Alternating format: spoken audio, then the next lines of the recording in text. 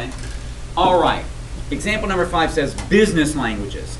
In exercises 7 through 10, okay, well, we're just doing this one down here. Use the circle graph at the right.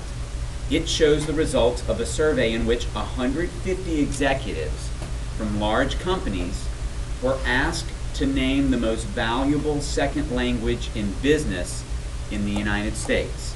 Okay? 63% said Spanish was the most valuable. 16% said Japanese was the most valuable.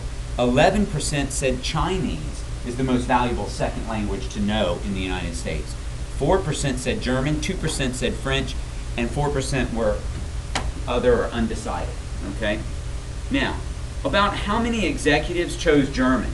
So it says about how many. So we're going to round to an executive, a whole executive, not part of one.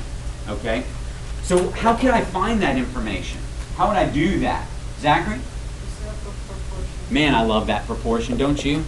Okay. Tell me what to do, Zachary. So on the bottom right, yep. You put 100. I put 100. Top right, you put 4. Top right, I put 4 because that's how many said German. 4% said German, right? Okay. Then what? We know over here on the left, one of them's a variable and one of them's a number. Okay. But which is which, and what did we get? Hannah. Okay, so the bottom left is going to be 150. 150, because that's how many people they surveyed, right?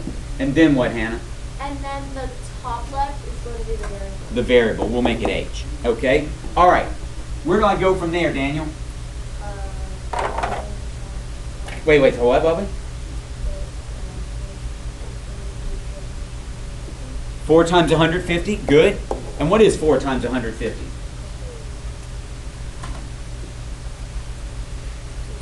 It's 600. And then what do I do with 600, Allie? Divided by 100. And what does that give me? 6. 6 what? 6 executives, right? 6 executives said that German was the most important. Perfect. Any questions about this one? Vivian, what you got? It's not a question, but it's a fact. Actually, It's a fact. fact. Yeah? French is one of the most used languages in like diplomacy stuff. In diplomacy. Yeah, you know why? The Swiss, which is a neutral country, a lot of diplomacy between warring nations and warring factions, they meet in Switzerland because it's a neutral country, and one of the dominant languages in Switzerland is French. Yeah, very interesting.